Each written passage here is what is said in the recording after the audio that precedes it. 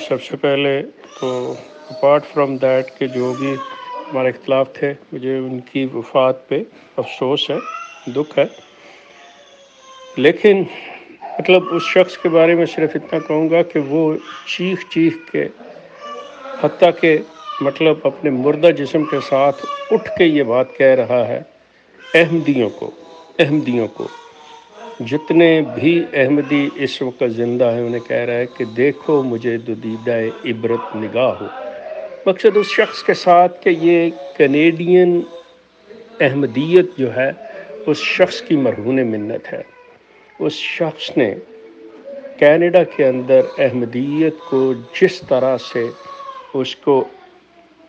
آگے بڑھایا، جس طرح سے اس کو وسعت دی، جو کچھ اس کے لیے اس شخص نے کیا، یہ کوئی کسی عام آدمی کا نہیں۔ ہیئر اس کی صلاحیتیں جو ہے ایکسٹرا آرڈنری سامنے آئی تھیں، لیکن دوسری طرف افسوس کے ساتھ کہنا پڑتا ہے کہ مسرور میاں وہ چیز ہیں جنہوں نے میں I am sorry the people have to bear my these words, ان کو یہ برداشت کرنے ہوں گے کہ مرزا مسرور احمد صاحب نے جو کمینگی اور ذلالت کا مظاہرہ کیا ہے، بالکل اسی طرح جس طرح انہوں نے نداء النصر کے ساتھ کیا ہے کہ اپنے خاندان کو دیکھتے ہوئے، اپنی ذات کو دیکھتے ہوئے، نسیم مہدی کے بارے میں اب دیکھ لیں، کوئی بعید نہیں ہے کہ اب وہ جمعہ کا خطبہ دیں، چاہے یہ جو کل آنے والا ہے اس میں، یا آگے جو ہے بعد میں آئے گا اس میں اس کا غیبانہ جنازہ پڑھائے، تو وہ اس کی تعریفوں کے پل باندھ دے کہ دیکھیں جی یہ کیا وہ کیا۔ لیکن جو ذلت اس کے ساتھ امریکہ میں اس نے کی،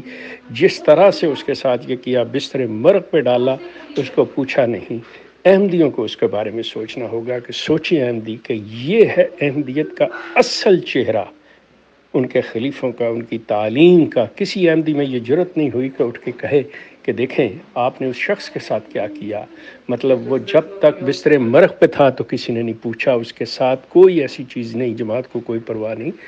اس چیز کے بارے میں بہت دکھ کے ساتھ کہنا پڑتا ہے کہ اس موجودہ خلیفہ نے بہت ہی انسانیت کے سب سے نچلے درجے والا ذکر کیا ہے، میں یہی کہوں گا۔